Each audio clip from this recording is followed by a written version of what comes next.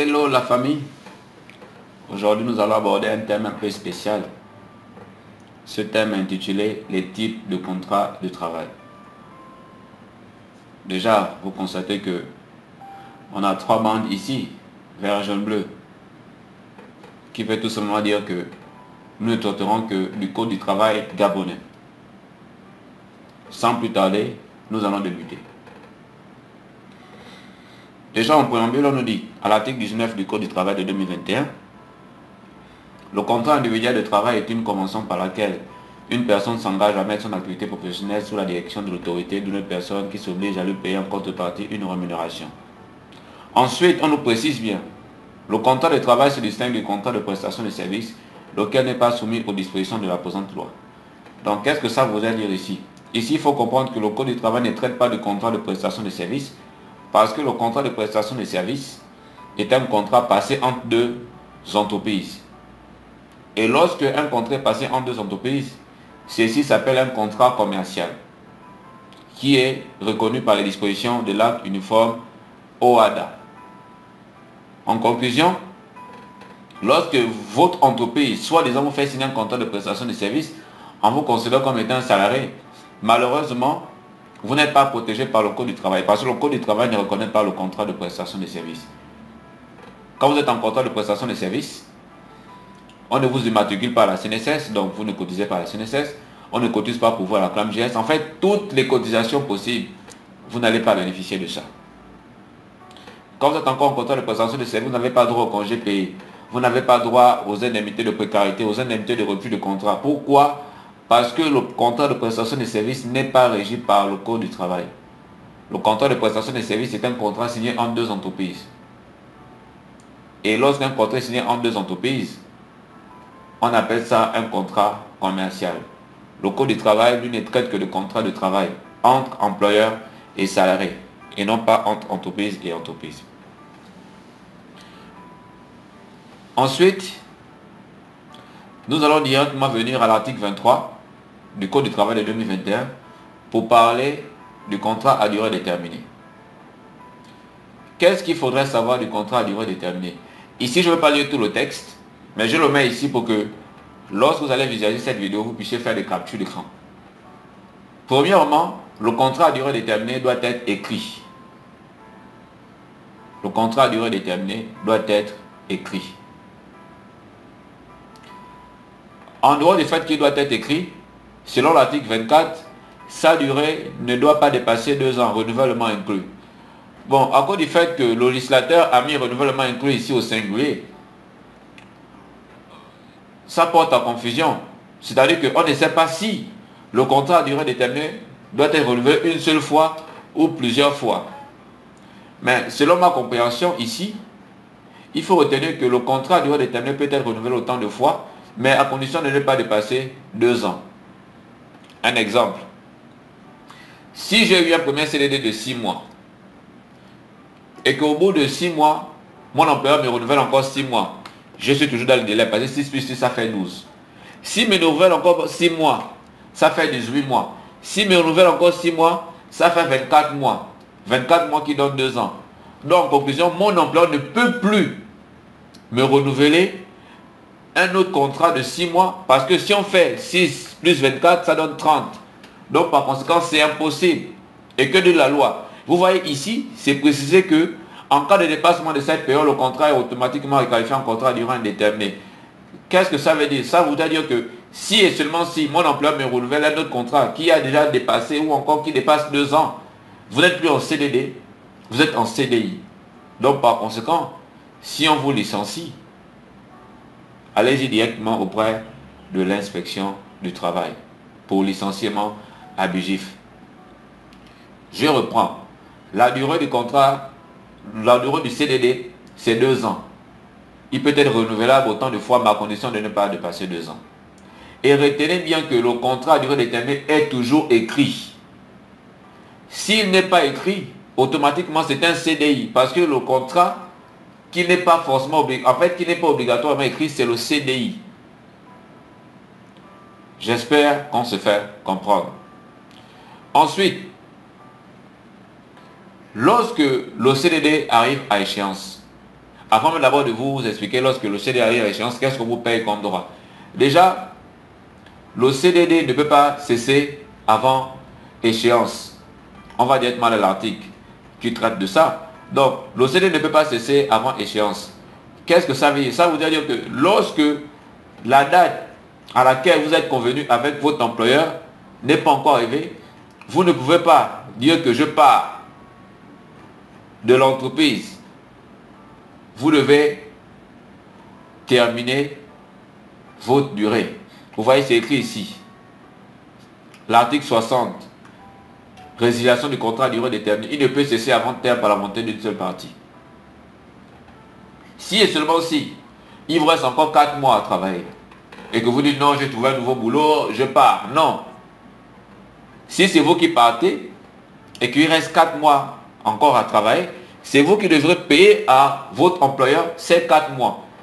Maintenant, si c'est votre employeur qui vous dit partez alors qu'il vous reste encore 4 mois, c'est votre employeur qui devrait vous payer ces 4 mois pour dommages d'intérêt. C'est pourquoi ici on dit que le CDD ne peut cesser avant échéance.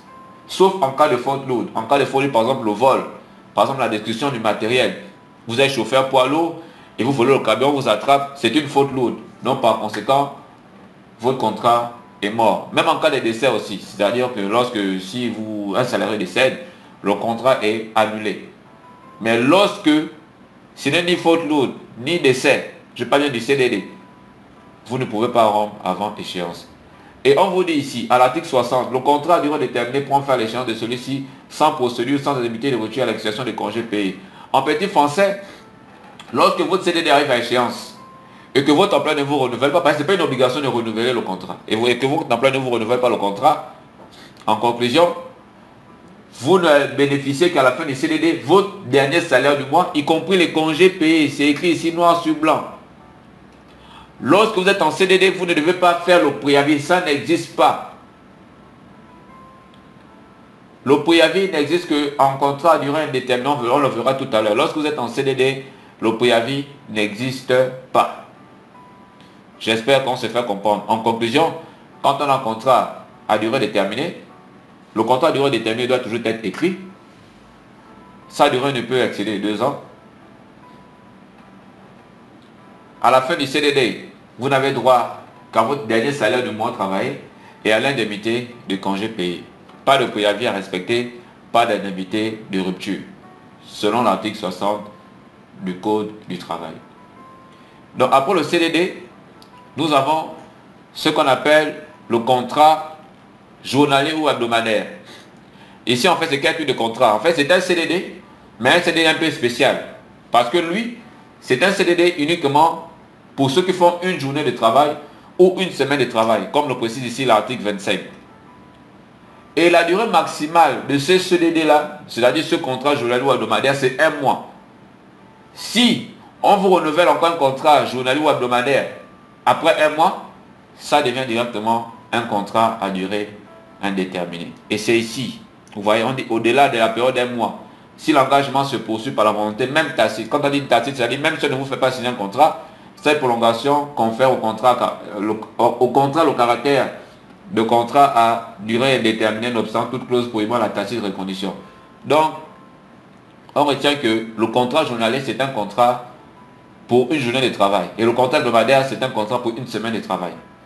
C'est toujours écrit. Ça ne doit pas dépasser 1 mois. Si ça dépasse 1 mois, automatiquement, ça devient un CDI.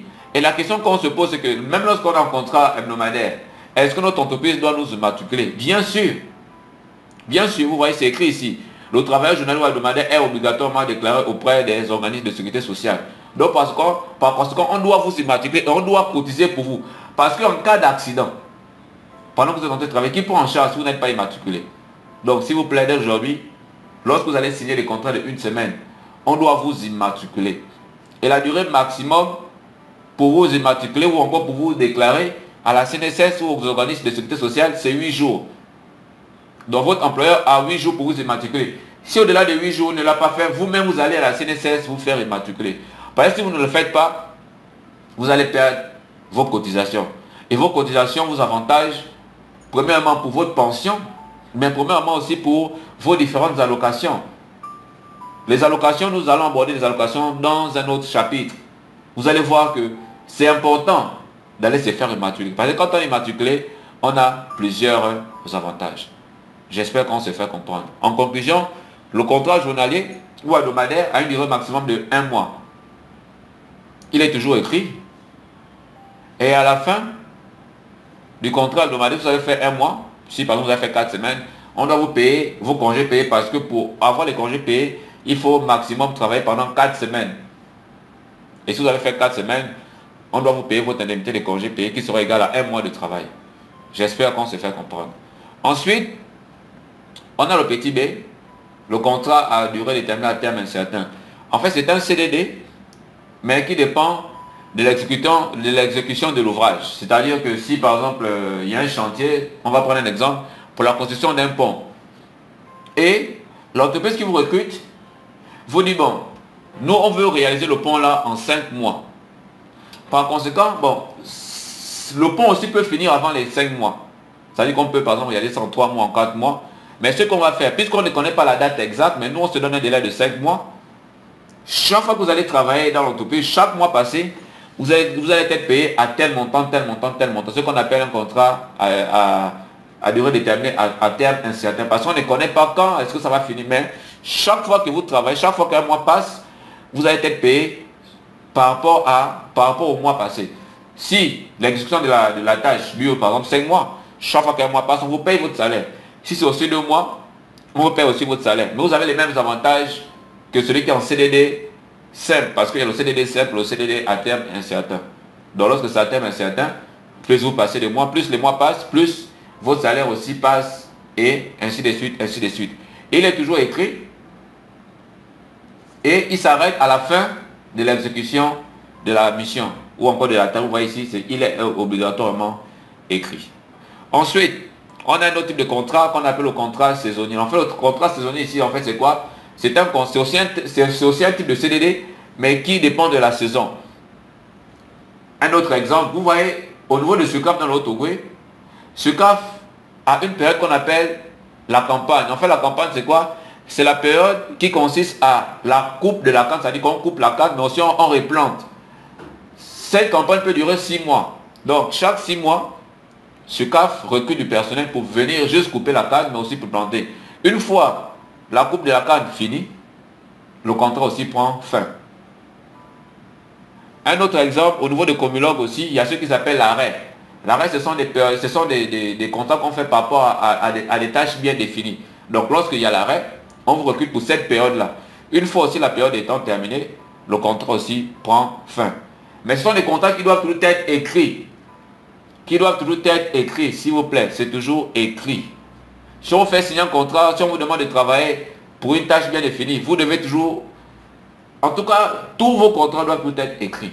Si ce n'est pas écrit, malheureusement, ça va vous causer préjudice. Parce que un contrat qui n'est... Si vous allez travailler dans une entreprise d'où le contrat n'est pas écrit, ça va vous causer des problèmes parce que vous ne pouvez pas les revendiquer. Ensuite, on touche le contrat à durée indéterminée. Selon l'article 28, on dit le contrat à durée indéterminée est celui dont le terme n'est pas fixé à l'avance, qui peut se faire à tout instant par la volonté de l'une ou l'autre, sous réserve de préavis et des procédures prévues à la présente loi. Regardez un peu la différence. On vous dit que lorsque vous êtes en CDI, vous avez le préavis à respecter, alors que lorsque vous êtes en CDD, vous n'avez pas de préavis à respecter. Pourquoi on a un préavis à respecter? Étant donné qu'on ne connaît pas quand est-ce que vous allez partir, donc si vous décidez de partir, votre employeur vous dit non, avant de partir, vous devez d'abord respecter un préavis. Le préavis en fait permettant de faire quoi? Permettant de recruter un autre qui viendra vous remplacer. Donc pendant que vous êtes en préavis, l'employeur cherche déjà quelqu'un pour vous remplacer. C'est à quoi consiste le préavis. Alors que lorsque vous êtes en CDD, puisqu'on connaît quand vous allez partir, donc pas besoin de faire le préavis parce que l'employeur doit prendre toutes ses dispositions pour que le jour que vous partiez, il vous remplace. Et c'est à quoi sert le préavis. Donc on retient que le préavis n'est observable que lorsque vous êtes en contrat à durée indéterminée. Le préavis, ce n'est pas pour les contrats à durée déterminée. S'il vous plaît, j'espère qu'on se fait comprendre. Ensuite, on bascule au contrat de mission. En fait, c'est quoi le contrat de mission? En fait, le contrat de mission, c'est lorsque vous êtes embauché par une entreprise de mise à disposition du personnel. et vous allez travailler pour le compte d'une autre entreprise. Un autre exemple. Je vais prendre l'entreprise de mon frère, Galaxy Service. Galaxy Service est une entreprise qui fait la mise à disposition du personnel qui travaille avec Gabon Mining. Lorsque Gabon Mining, par exemple, a besoin de techniciens de surface, Gabon Mining envoie une note à Galaxy pour dire qu'on a besoin de 10 techniciens de surface. Et qu'est-ce que Galaxy Service fait? Galaxy Service lance une offre d'emploi pour dire qu'on a besoin de 10 techniciens de surface. Les 10 techniciens de surface viennent auprès de Galaxy, signer le contrat. Mais ces techniciens de surface ne vont pas travailler à Galaxy Service. Ces techniciens de surface vont travailler à Gabon Mining. Gabon Mining ici qui est appelé entreprise utilisatrice. Et Galaxy Service est appelé entreprise d'intérêt. Le contrat de mission a les mêmes caractéristiques que le CDD. Mais, il y a toujours un mais. La différence c'est que lorsque vous êtes en contrat à durée déterminée, à la fin de votre contrat à durée déterminée, on ne vous paye que votre dernier salaire et vos congés payés. Alors que lorsque vous êtes en contrat de mission, on vous paye premièrement votre dernier salaire. Ensuite, on vous paye vos congés payés, y compris l'indemnité de précarité. Pourquoi l'indemnité de précarité? Parce que votre emploi, c'est un emploi précaire. Donc, à tout moment, vous pouvez partir. Le contrat de mission, c'est un contrat temporaire. C'est-à-dire qu'il n'a pas pour objectif de faire durer le salarié dans l'entreprise à vie. Mais aujourd'hui, qu'est-ce qu'on constate? Étant donné que le contrat de mission, c'est 2 ans, lorsque vous avez atteint 2 ans de contrat de mission, on vous change de sous-traitance. Et c'est comme ça que ça se passe le plus souvent. C'est-à-dire qu'on vous change de sous-traitance parce qu'ils ne veulent pas vous basculer en CDI. Donc, si vous avez travaillé par exemple l'année là pour la sous-traitance A, l'année prochaine, on vous bascule en sous-traitance B, ainsi de suite, ainsi de suite, ainsi de suite. C'est comme le CDD. Lorsque les employeurs ne veulent pas vous faire passer en CDI, lorsque vous êtes en CDD, lorsque votre CDD arrive à échéance, ils vous envoient d'abord à la maison. Pendant 1 mois, ils vous payent vos droits, tout. Et on vous rappelle. Lorsqu'on vous rappelle, ce n'est pas pour vous faire un renouvellement, c'est pour vous faire un nouveau contrat. Parce que renouveler, c'est quoi? Renouveler, c'est quand il y a poursuite. Mais étant donné que ici, il n'y a pas eu de poursuite, il y a eu de coupure. Donc, ce n'est pas un renouvellement, mais c'est un nouveau contrat. Donc, vous êtes considéré comme étant un nouveau. Pas vous êtes considéré comme étant, vous êtes un nouveau salarié. Même si vous connaissez les portes de l'entreprise, vous savez que la porte là permet d'aller au vestiaire, la porte là permet d'aller sur le DRH. Vous êtes un nouveau salarié, donc vous perdez votre ancienneté. Et c'est comme ça que ça se passe le plus souvent. Quand vous avez atteint 2 ans, on vous envoie à la maison et on vous rappelle après. On vous fait signer un nouveau CDD. Et vous êtes un nouveau salarié. Et c'est comme ça avec les sous-traitances aussi en contrat de mission. C'est ce qu'ils font. Quand on vous envoie en contrat de mission dans certaines entreprises, quand vous avez atteint 2 ans, soit on vous change de sous-traitance, parce que vous ne pouvez pas traiter la même sous-traitance après 2 ans. Soit on vous change de sous-traitance, soit on vous envoie là-bas à la maison, on vous rappelle 2 mois après ou 3 mois après, et ainsi de suite. Une chose que j'ai oublié, c'est que lorsque vous signez un contrat à durée déterminée, l'inspecteur du travail n'a pas besoin de signer. Mais quand c'est un contrat de mission, ça doit être signé par l'inspecteur du travail. Donc il doit y avoir 3 signatures sur le contrat de mission. Il y a la signature de l'employeur, il y a la signature de l'employé et la signature de l'inspecteur du travail. Et l'inspecteur du travail ici, il a 15 jours pour signer. Si l'inspecteur du travail n'a pas mis sa signature sur le contrat de mission, ce contrat de mission n'est pas valide. Donc s'il vous plaît, lorsque vous faites signer des contrats de mission, vérifiez toujours si la signature de l'inspecteur du travail figure. Si la signature de l'inspecteur du travail ne figure pas, ce contrat est nul. Donc s'il vous plaît, il faut vraiment faire attention. Donc en conclusion, le contrat de mission est toujours écrit. Il ne doit pas dépasser 2 ans. À la fin du contrat de mission, on vous paye votre dernier salaire, on vous paye vos congés payés et on vous paye aussi l'indemnité de précarité. Maintenant, il y a aussi une petite différence qu'il faut comprendre. Vous voyez par exemple ici, c'est que la résiliation du contrat de mission. L'article 36, en cas d'inaptitude physique ou professionnelle ou de comportement fautif du travailleur intérimaire, la société utilisatrice peut, à la demande de la société du travail intérimaire, le remplacement immédiat du travailleur concerné. Donc, une fois, il y a une dame qui était technicienne de surface qui est tombée enceinte dans une entreprise de la place. Elle était en contrat de mission. Et elle s'est vue licenciée. Elle s'est demandé, mais pourquoi on m'a licencié alors que selon le code du travail, on ne peut pas licencier une femme enceinte puisque son contrat est suspendu. Mais malheureusement ici, elle est en contrat de mission. Et à cause de son état physique, elle ne peut plus continuer la mission. Et les contrats de mission le plus souvent sont des contrats où on a besoin de la présence régulière du salarié. Mais comme le salarié ne peut plus être là, en conclusion, malheureusement, il ne peut plus faire partie de l'effectif. Donc, on doit le remplacer immédiatement. Ce n'est pas comme le CDD. Le contrat de mission, quand vous êtes en contrat de mission, facilement peut vous remplacer lorsque vous êtes inapte. Et c'est le cas de la grossesse.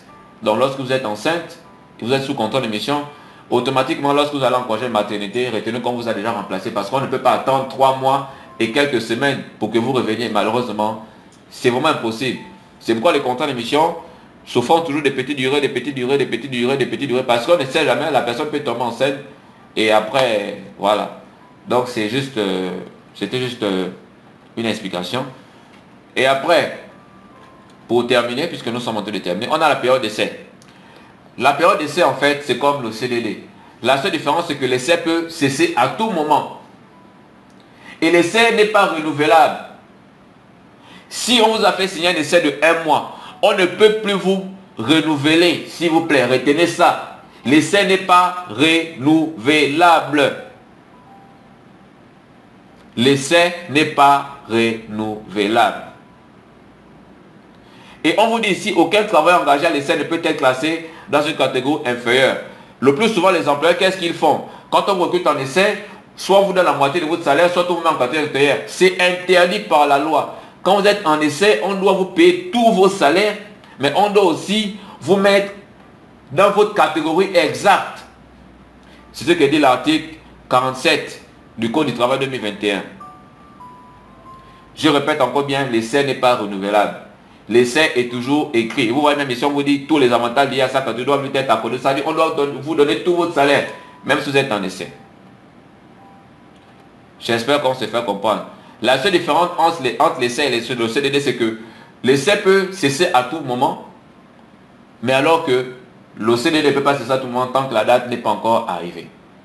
Lorsque vous avez été en essai, par exemple, 3 mois, si vous êtes agent de maîtrise ou technicien, et que votre essai n'est pas renouvelé, vous avez les mêmes droits.